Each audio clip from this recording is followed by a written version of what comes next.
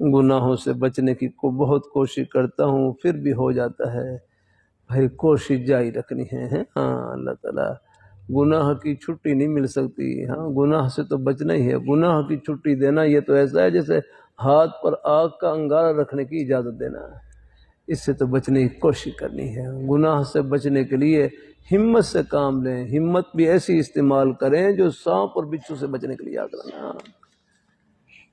آپ ارا کرتا رہتا ہوں یہ گناہ ہے نا، یہ سانپوں کی پٹاری ہے، پٹاری سانپوں کی پٹاری ہے۔ آپ نے دیکھو گے سانپوں کی پٹاری وہ ایک بڑی ہوتی ہے نا، کچھ جیسی بڑی ہوتی ہے، اور اس میں وہ سانپ رکھے ہوتے ہیں، یاد رکھنا نہ رکھو، ان کے پاس کھڑے ہونے سے بھی خوف آتا ہے، اس کے اندر سانپ ہے، باہر نہ نکلا، یاد رکھنا۔